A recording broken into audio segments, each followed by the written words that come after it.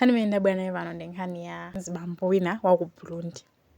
Dzina lake silikudziwika, komano ndizakuti mzibamboyi waphwanya waononga katundu pa chipatala cha Machinga district. Chiye chinachitika nchakuti iyeyo anapita ndi mkazi wake pa chipatala.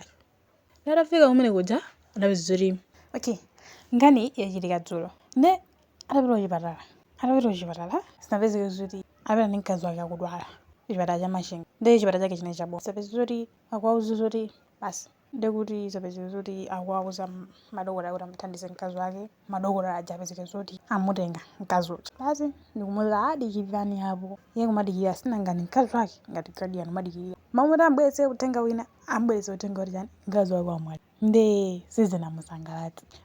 Chifukwa cha chisoni komanso kukwiya sapezeka zoti iye uja analusa kuyamba kuphwanya katundu pa chipatala cha Machinga. Basitu amba kuphwanya katundu kuchipatala kuja.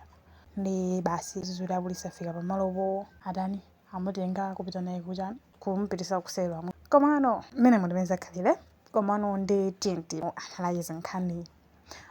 Zikhoza kutheka kuti iyeyo wapanga zimene zokamba kuti anakwiya inde chisoni komanso kukwiya zoti waluza okondedwa ake. Ndeno tisangoyitenga nkhani pango imeneyo yokha tiganizire kuti mmene zilili zipatala zathu kumalawi kuno. Anthu amapita kuchipatala munthu akudwala matenda a simple. Afika kumene kuja kukakhala pa layini. Nanji ngati mmene chinayi chipatala ichi ndi chaboma apita kumene paja akakhala pa layini. Azingodikirira kumangodikirira matenda nkumakulira pati pa layini pomwe paja. Ndayi imene azikamuthandiza munthu matenda ali mwakayakaya amuthandiza koma thandizo lake silikhala lokwanira mumva ayi so matenda awa amene zafika amafunikira mankhwala akuti ndi pa chipatala pano tilibe.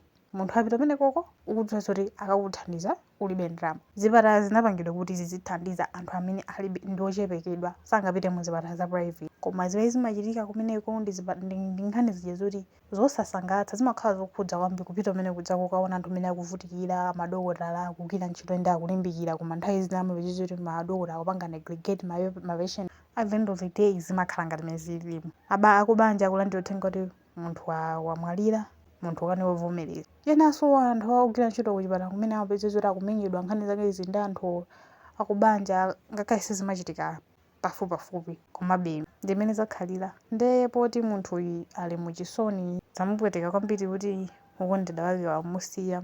Basi ngoti mzimu wa mkazi wake wa iyeyo usemumtendere. Koma pakali pano mzibambo akusungidwa ndi apolisi aku Liwonde. Mneneri wa polisi ya Liwonde wanena zoti sanafufuze kuti pa chipatala katundu amene waonongeka ndi ndalama zingati. Komanso wamkulu wa chipatalachi Aungani Nyirenda sanayankhulepo kalikonse. Angonena zoti akufufuzabe kuti adziwe kuti katundu amene waonongeka pa chipatalaku ndi ndalama zingati. Mmenemu ndi mmene zakhalira.